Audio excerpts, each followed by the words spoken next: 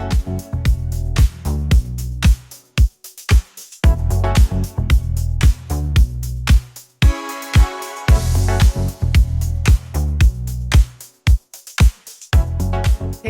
everyone there. This is Cormac, Walsh, and Tulia Lopes here in our digital dialogue session this Monday.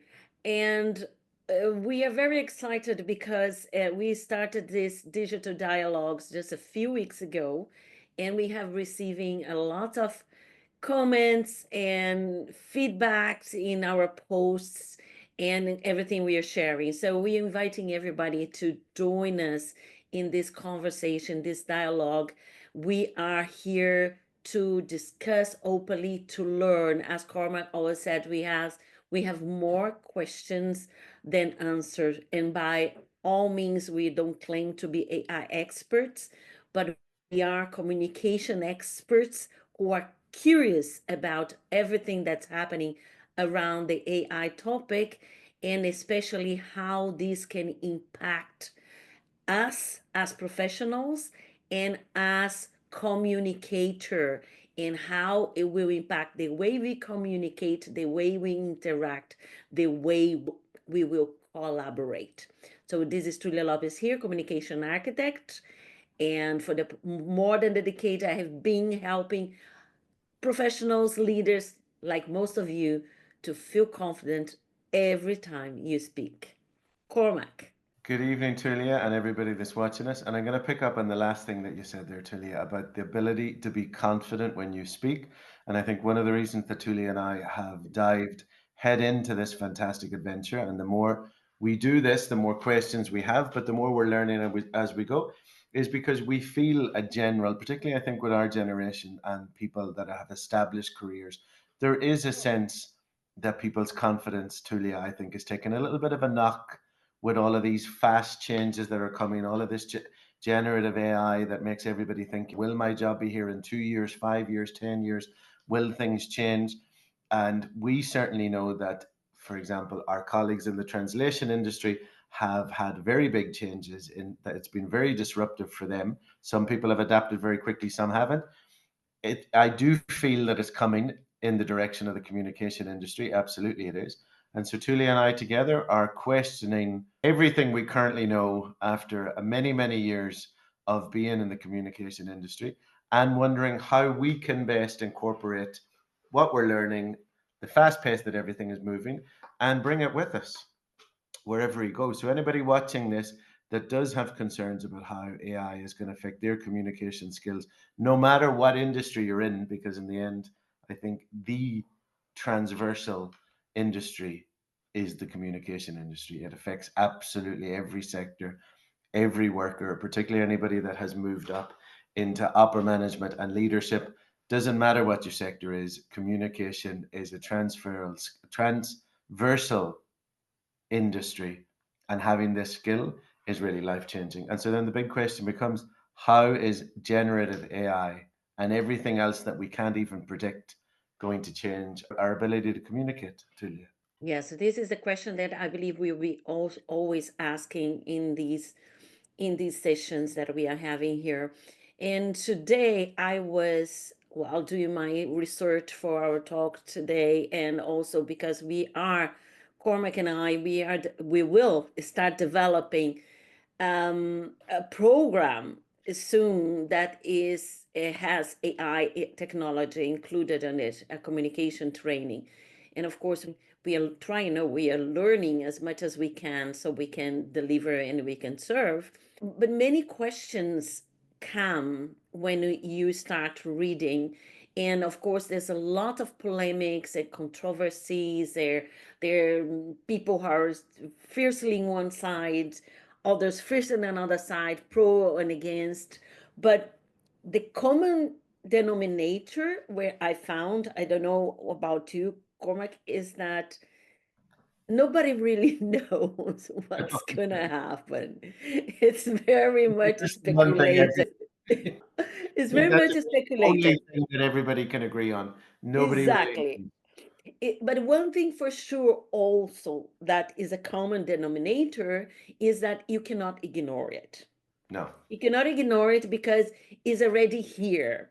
And as I mentioned previously, that I was talking to an AI expert, and he said to me, "Well, Tulia, soon enough you would have your assistant or your AI assistant or agent, no matter how you want to call it, sitting beside you as an avatar or as a holographic figure." And I said, "No way, get away." But now, the more I go into this world, I can see that it's very much possible.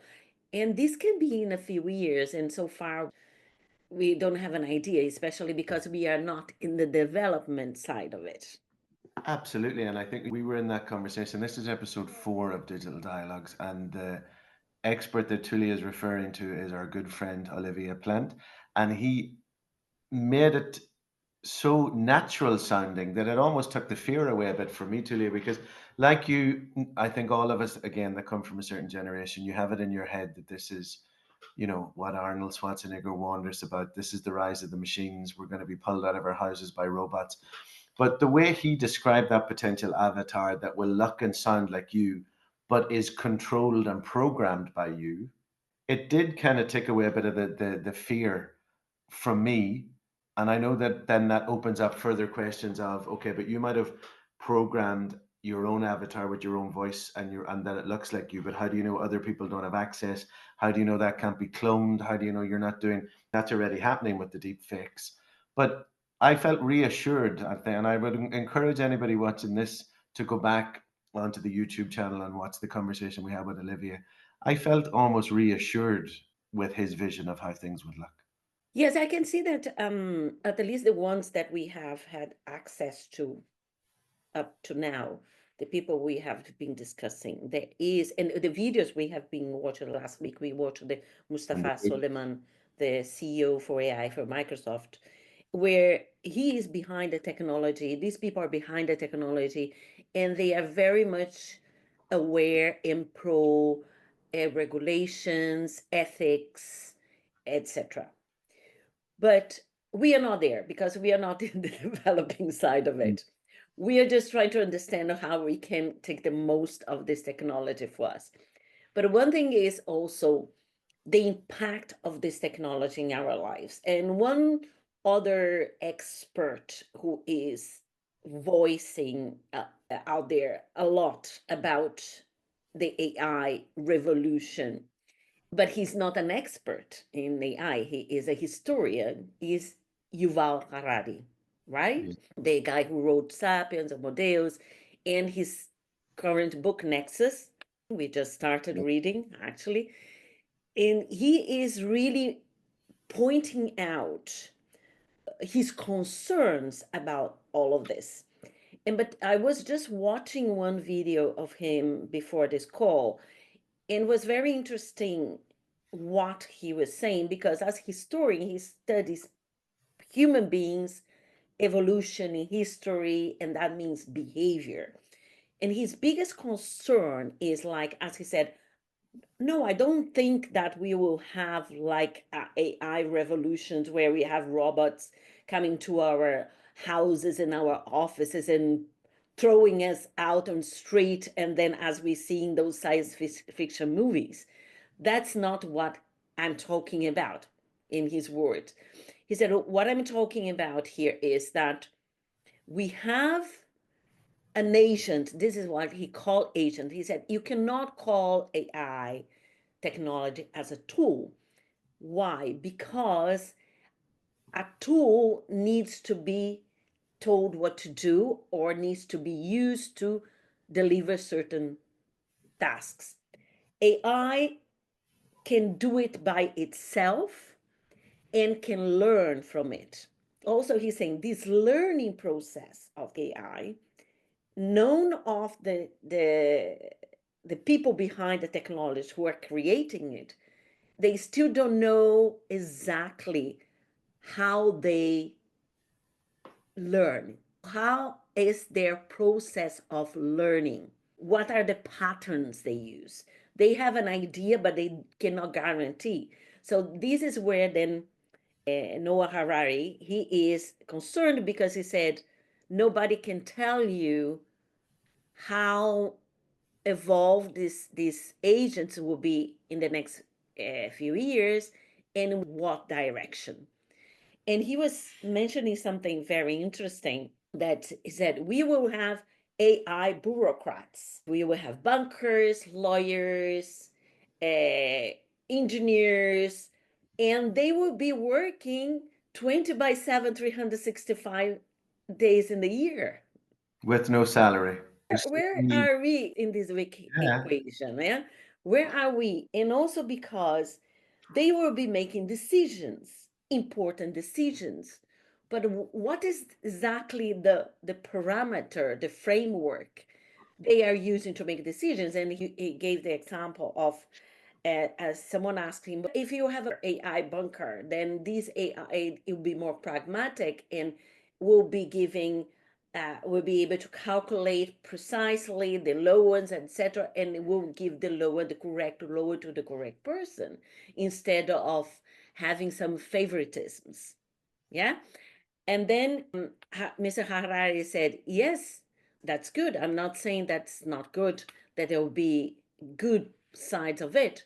But in the other side is, but where is this decision really coming from? It's pragmatic, but where exactly is coming from? Because these agents are not biases, are not, don't have prejudice. Yes or no? We true. have seen also that there were some examples of some biases and prejudice, etc. Yes, absolutely, So absolutely. But if they don't have biases, they don't have prejudices, then they don't have nuances, they don't have emotions, they don't. And I mean, yes, I get it. You know, nuance and emotion, maybe they shouldn't be involved in banking decisions, but there has to be a place for them as you're moving. Because I read also in one of the earlier chapters in his book, he talks about that there could be AI judges. There could be people who just take the basic facts of a case, research everything that was involved, research the person that was involved, and say, okay, decision. This is your punishment. This is what's going to happen. You know, will we're presuming, but will they be able to take into consideration mitigating circumstances? Are they going to be able to say, like, I can appreciate not being human myself, but I can appreciate, it's that kind of separation. When you go back to those kind of, I agree with you, the science fiction movies, one of the big things that they always dealt with, whether you're imagining this enormous monster of a robot coming at you, and then as those, particularly the Terminator movies, as they went on, those robots became more and more human like, but it was always the absence of emotion, the fact that this machine was devoid of the emotional part, and so the decisions were always incredibly pragmatic. And that's, I think, where you can run into danger, when those are the decisions that have been taken over a species that are hugely emotional, not necessarily pragmatic. Our lives are very messy. And so, while there's always a place, I think, for some person or some new agent species that can bring in a very strict pragmatic viewpoint, that's not the same as there then being those level of decisions that are opted out specifically to an agent, that takes away from the emotion and the nuances. I think that to me seems like quite a scary concept. yes, because we cannot foresee it. What True. I'm taking Yuval Harari because the guy is the historian, and as a historian studies humans, and we as communicators, what do we do? Is everything in communication is about behavior, is about human connections, right? So Reading the this is room. why I find very interesting to listen to him, because another thing he said, no, I'm not saying that there's no good points of this technology, but I'm raising a flag here for everybody to be aware that we are getting to a new way, a new phase in our history, where the history will be written not necessarily by us humans.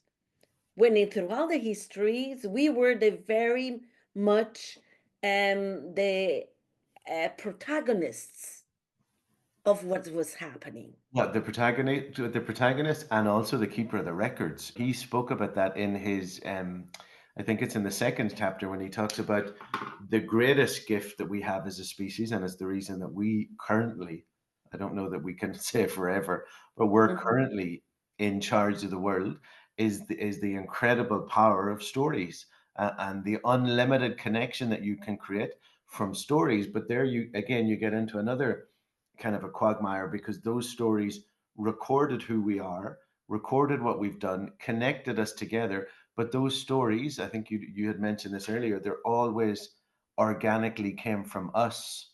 Whereas, Mhm. like you just said, now we're moving into a time where those stories could end up affecting us, but not actually coming from us. Because Yes. how quickly is generative AI going to understand that, if I create stories here with these elements from all of the stories I have access to across everything that's happening currently and all the history of humanity, and I know the perfect stories that are going to enthrall these people, then you find this wonderful, uniquely human gift potentially turned against you. Because when in this topic that you're saying about in the book Nexus, the stories, there's one thing that he said that the stories exist because we live them. A story is only a story when you live it because you have to tell it. And you have to tell something you have lived. You can tell someone else's stories, then you replicate, but this someone else lived that story, so then you telling that story. So what he is saying here is then all of a sudden we will be in a situation where these agents will be living, creating these stories, and we are not going to be active in these stories. We are going to be passive in a way. We don't know yet. Maybe others know. I don't know. If you know, just let us know. Yeah, Because please this conversation can get contact really, us. really Yeah, but I mean, but then that's what I mean. If we're going to be passive and they're no longer being created by us, the question is, are they still going to hold power over us because they're pushing the right buttons? They know that these are the things that humans react to. We all know now at this point that social media, the fastest way for you to get attention is to be controversial and hurt somebody else's feelings and provoke anger, because that's the quickest reaction you're going to get. The algorithms, even if it's human created content, the algorithms know that this is what's going to get the most traction inside the social media. So in some ways it maybe already has started to be used against us, in that buttons are being pushed in the Mhm. content that's being produced. And I think as generative AI becomes more and more sophisticated, not only will I think it push the buttons much, much better, but then, as you said, how do we know when it's kind of separated from the people who created it? That's very frightening what you've just said there. They're saying the people behind this can say we can identify and recognize a learning process, but we don't know how it's happening. That feels like you've thrown a virus out into the world, but that you started, and now you're telling us, yeah, it's learning on its own, but I'm not actually sure how. What? Yes, that's the thing. That's what he said that he scared him most, really, because Absolutely. we know that is exponential. Because he said our evolution has been organic, because we are organic and we have a limit capacity to produce. We are productive, but there is a capacity that we cannot compete with this technology.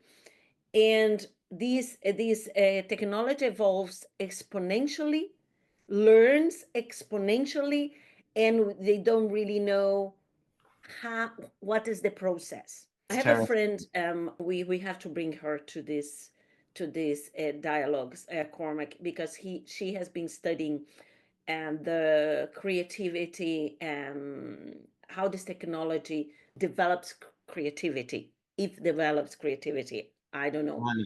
No, I think you mentioned her to me. Anna? Anna, Yeah. yes, Anna Gerberov, yes.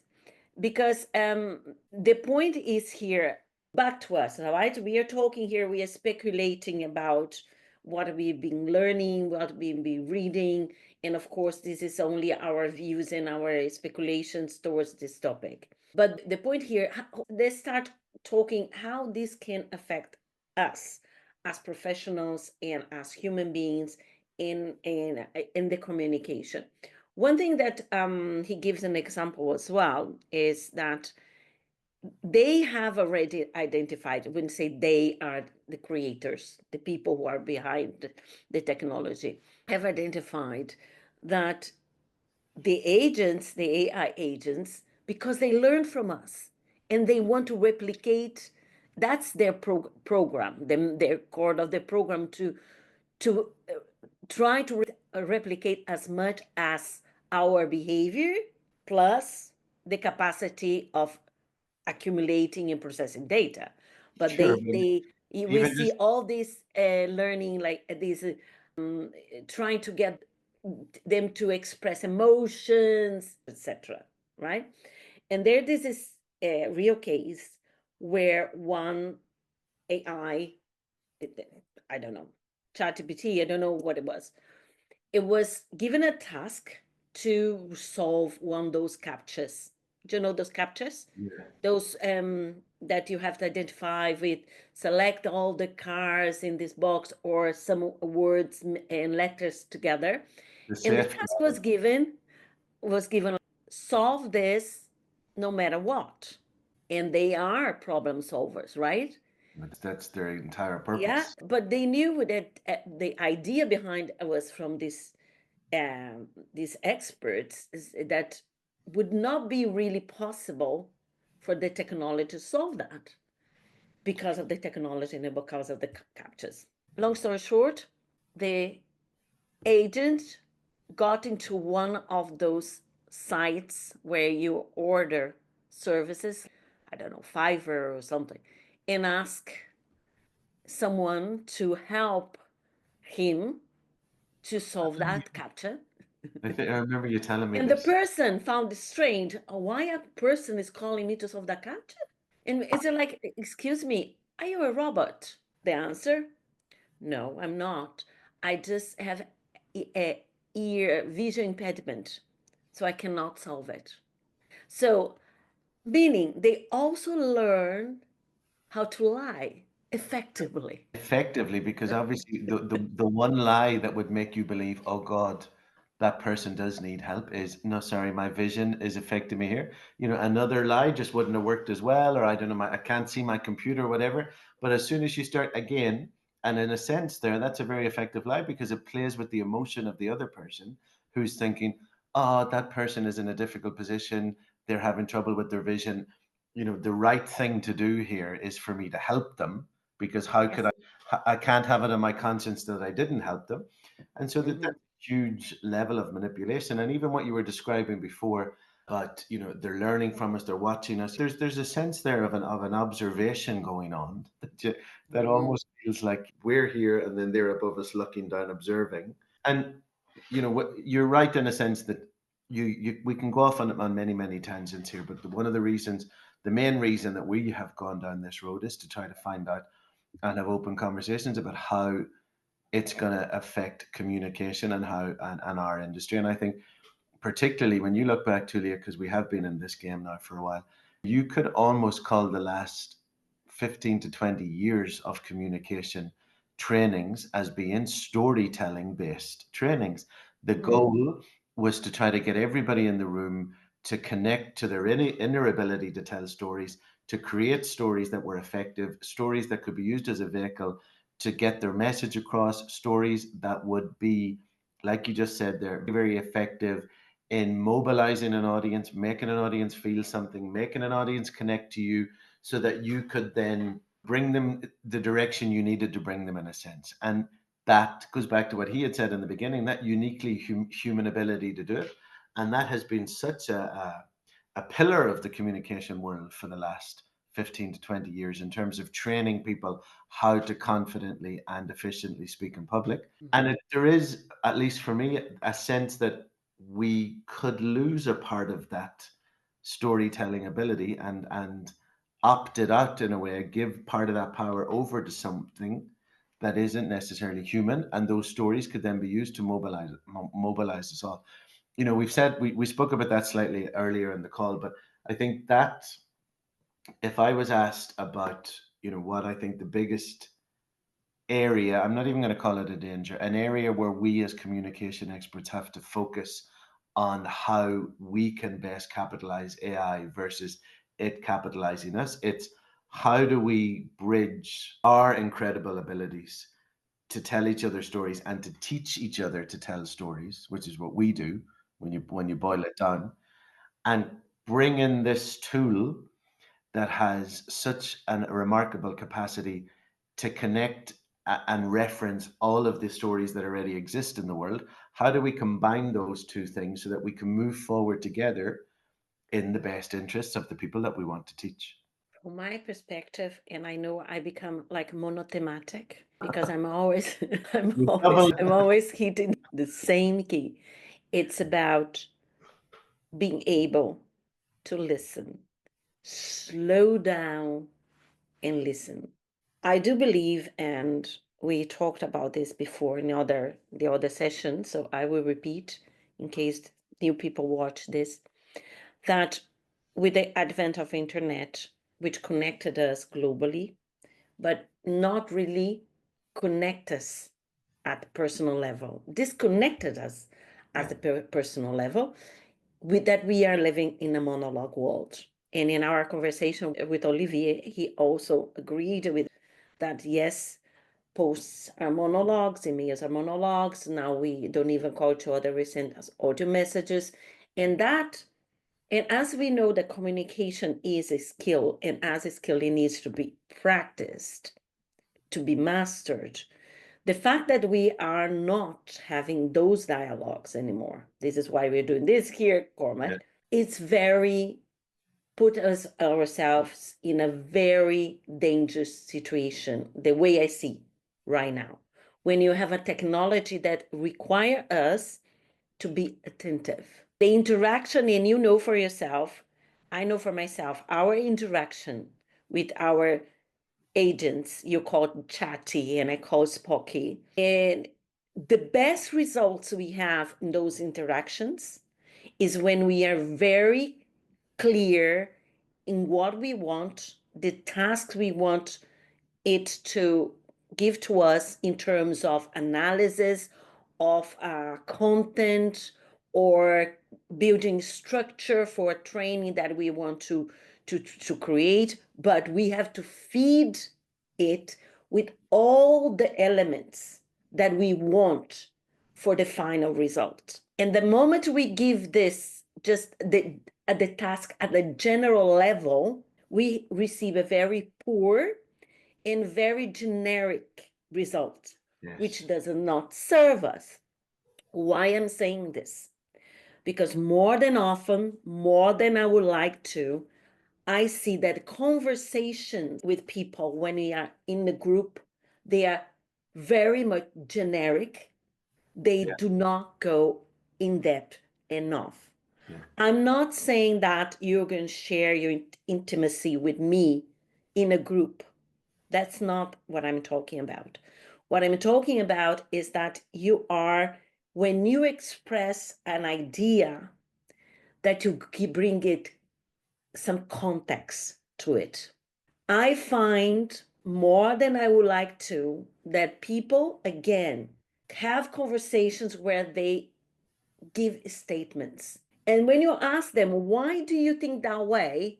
There is this moment of silence because they did not deliberate enough before giving those statements. So, my point here in our communication is that my concern is this, that as we have developed a world of monologue since internet, let's say 20 years, we need to get back to dialogues to be able to be really in a proactive side with this technology. And today I've read an article from someone in a group that I'm participating now, about artificial intelligence. And he said that he was talking about the office zombies. He was talking about people who are, we know all the statistics about people being demotivated, about people being about the well-being at work. Everybody's talking about well-being at work, happiness at work, the need like of this. And of course, this is one thing that also Mr. Harari says. If the society in a way is already sick enough literally, because of all the speed of technology and information that we have been passively consuming, that we feel overwhelmed. What is coming after us is even like is exponentially bigger. So Well, we need to be aware, and we need to be, that's what I say, come back to the present, slow down, and this it will require really now that we slow down, that we become more present, and we start observing more our interactions, listening more, and becoming more an active participant in conversations, not only giving statements. I believe it starts from there. And then is when using the technology available for us, which would be the generative AI for building workflows, strategies, marketing campaigns, sales pitch, and etc., then we will be able to get something that is effective and conclusive. Otherwise, we will be just swallowed by it. That's the way I see it. and so what was that? I think I understood it, but what was the definition, just in case somebody's listening and isn't quite clear? Office zombies. What was he meaning by that? What was the kind of general? Office zombies. He was saying everybody starts in the office. They use um, I think it's the basic in that process. It's always said that when you start something, you're enthusiastic beginner, right?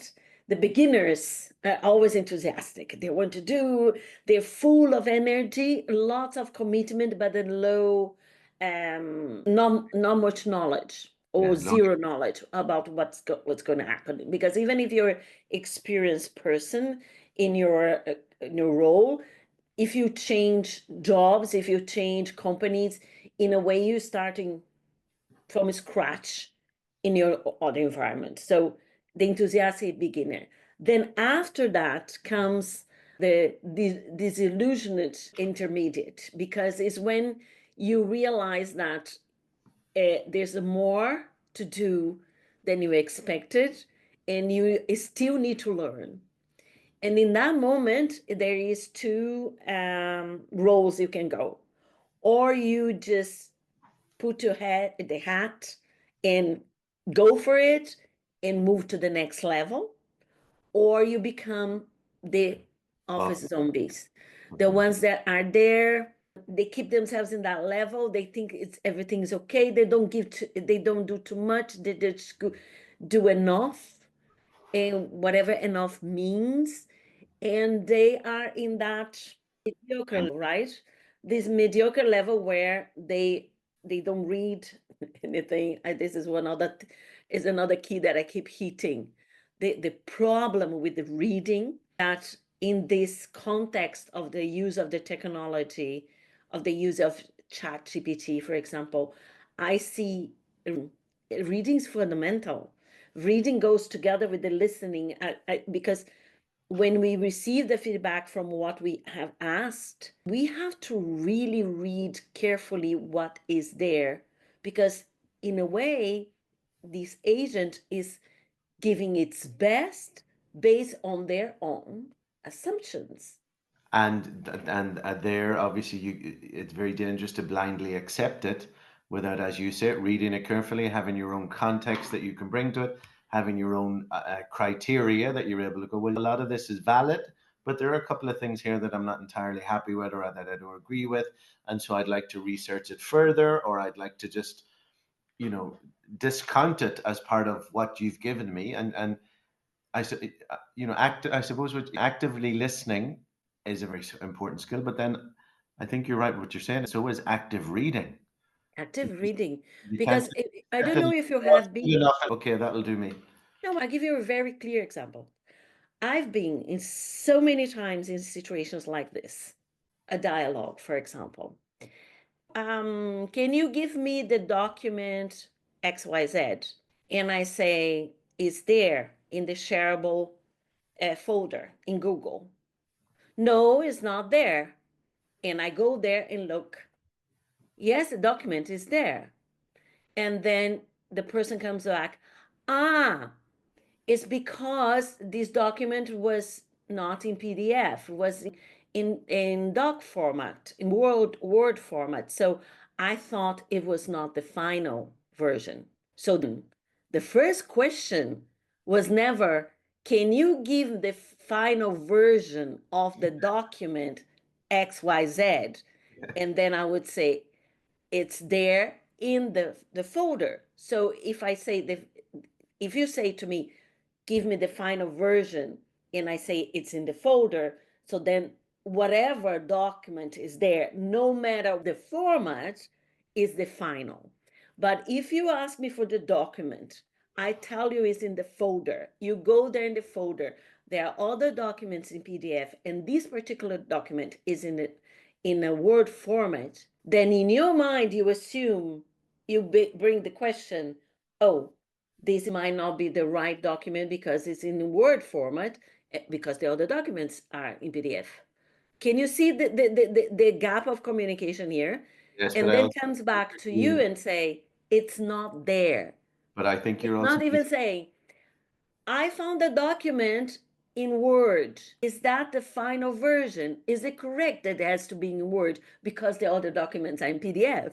Do you see yes, the lack of, in a simple example, how we are not expressing ourselves clearly? absolutely. We communicate in this very high level, and it's like when you're creating speech, the transitions. I always say about the transitions, the power of the transitions and the problem with the transitions. Because the transition can be where you take your audience by the hand, or where you put a huge gap and they just fall in the gap and you lost them. Because the transitions is when you have the understanding that everything that is in your mind is not in the audience's mind. So when I'm moving the audience from topic one to topic two, I need to build this bridge from one topic to another.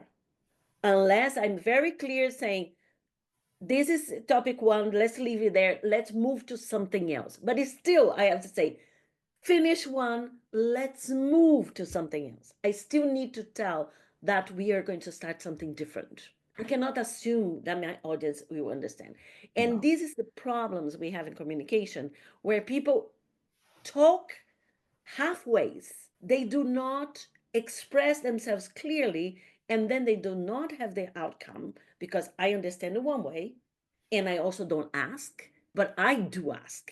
I can be, I know I can be very annoying person because I do ask when I receive a question that I'm not really sure. I ask, do you understand? Are you telling me XYZ or else? So, in a way, I know some people get a bit annoyed because you are forcing them to repeat themselves to confirm, but at the same time, you are helping them. You are helping yourself to understand the question and not make mistakes, but also helping the other person to rethink.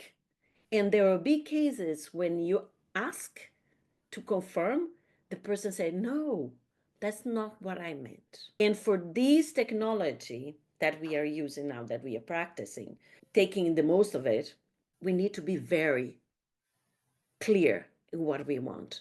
And that exercise, I think, is a very important exercise to everybody. Well, I think you're going to laugh at me now. I think there's something cultural about that. You are very direct, and you do ask a lot of questions, and that's wonderful. And it's something I've got used to now as your friend.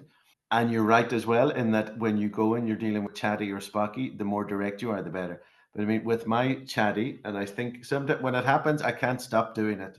But when it happens, I think somebody somewhere is laughing at me. I'm always going, would you mind? Could you please? Whenever they give me something, I find myself very Irish, going, "Oh, thank you for that." I, I was really good. And I've got, and this is why it's gone beyond this kind of this directness with me because I'm speaking to it. I'm bringing my, and I'm not saying, by the way, you're not polite because you really are, but I'm bringing my cultural politeness to it. Thank you, Cormac. So even though I know that I'm talking to an interface and I know I'm talking to something that isn't alive, I can't lose the please, I can't lose the thank you. And sometimes what you said, I've noticed that when I look at what I put in there, I go, I'm really dancing around the houses here. I can simplify that way down. Why am I making this such an Irish long-winded sentence when I can just say this, give me that. Mm. So But is that's the thing I'm learning as well. And is not really give me this. That's the problem. Is like give me this because here is the context. Here are the elements within this context. Here are the critical points on this context. And this is the outcome I want to have because XYZ. So all this analysis, as they call the prompt, and is an exercise. It is an exercise for oh yeah, you're actually, working. I think I mentioned to you there's a colleague, a friend back from Switzerland. He created a software called the Prompt Butler, Yes, you and that to us. then he shows there in his interface where a prompt that someone said an image, create an image of a person, etc., etc., and then there is a person with 5 arms with some kind of I don't know, Buddhistic images in the lake, and then the other prompt where it specifies exactly in details. It doesn't need to be that long, but you need to think in a structured manner, which is not the way we communicate, huh? No. That is important to say as well. Is not the way we will communicate with someone in a conversation. Nevertheless, this practice helps us to structure our thoughts when we are talking.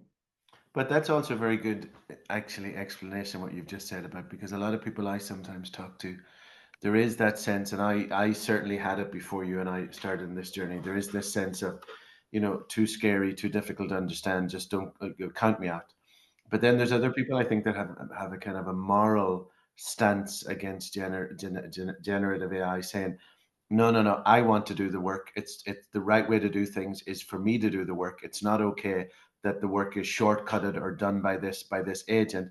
But really, as you've just explained it, you are doing the kind of big picture overview work. You are putting together that structure. You're then providing it into Chatty or Spocky, and it then takes the work that you've done and it kind of modifies it and puts in details at a speed that you couldn't possibly do. It's not that you haven't done the work. It's not that you're not doing the work. It's not that you're not thinking of the bigger picture or connecting the context. It's you're doing all of that, which is wonderful. Mhm, And then you're getting this agent to, in not that you couldn't do it yourself, but in a much, much, much faster way to do the rest of it. And mhm, then, as Olivia said the other day, I really like that idea that he talked about how AI will drive and humans will vet.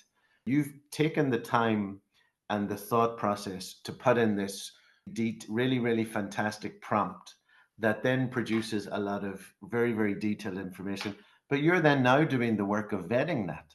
Now, you're doing all of this much, much, much faster, and this is one of the huge benefits.